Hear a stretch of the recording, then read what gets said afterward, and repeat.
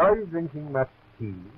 No, I don't think so. How many cups a day would you say? It's difficult to say. Just approximately. Oh, I suppose about 20 cups a day. 20 cups a day? You mean that? Yes. Why? Well, are you surprised you've got indigestion? When did you start drinking tea like this? When? Was it about last Christmas? You can trust me, Mrs. Fraser, you know. I'd like to help you if I can.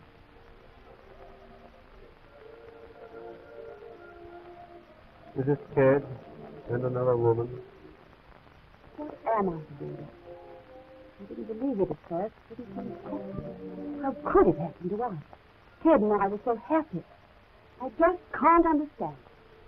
Talk about it and talk about it. It can't go on like this. I can't go on living with him if he wants to be with somebody else. It's impossible. There's only one thing to do. I look for work. What else can I do? What else is there to do? What do you think? What do I think?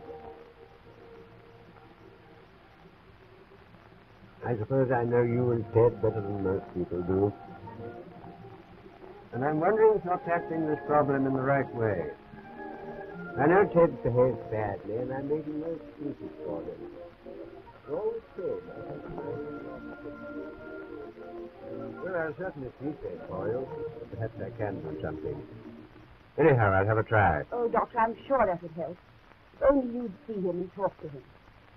Well, that ended happily, thank goodness. But soon afterwards, they had some more worry when old Mrs. Wilcox became seriously ill.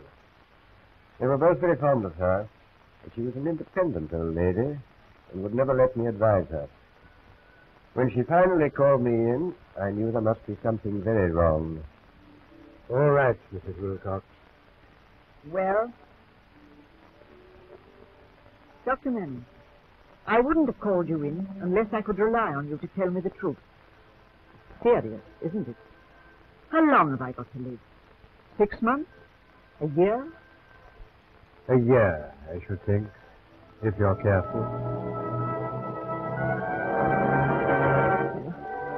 That's what I wanted to know. There's still some things I must do, and now I can arrange to do them. And Dr. Manning, I can rely on you not to say anything about this to anyone.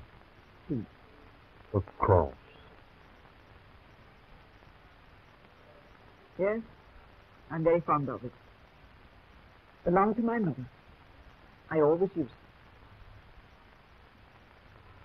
it. Yes, it's beautiful. And that's how old Mrs. Wilcox and I became friends.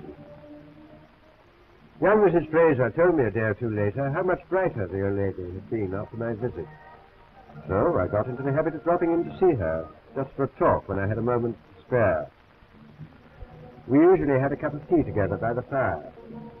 We rarely talked of her illness. Well, Mrs. Wilcox died a year later, and I lost a real friend. Well, there you are, John. Those are some of the experiences you're likely to meet with in practice. They're nothing out of the ordinary. Every doctor meets them.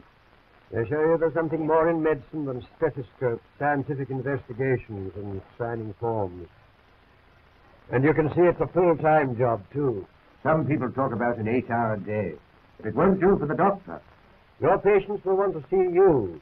They won't want to call in just anybody after 6:30, however good he is. Well, Johnny, you still want to join the practice? I haven't changed my mind. Good. All right. Then that's settled. It's a grand life. Oh, by the way, there's just one thing I forgot. All through your life, you're going to hear one word quite a lot. And that's the word caught. It'll be, I hope I caught you before you sat down to lunch. Or I'm glad I caught you before surgery. And you always will be caught. Oh, Johnny, just go and see if he's at it for me, will you? Dr. Manning, right? Yeah. Yeah. Miss Taylor, yeah. Yes, I understand. Yes, all right, I'll tell her. Hold on, will you?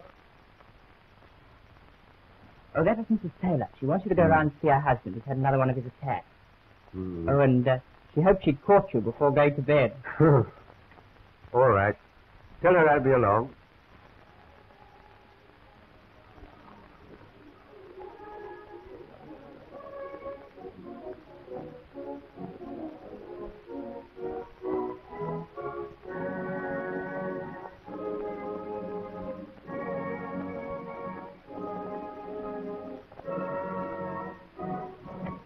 Well, Johnny, you coming along with me?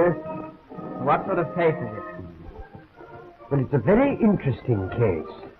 You see, Taylor's been a patient of mine for the last 20 years.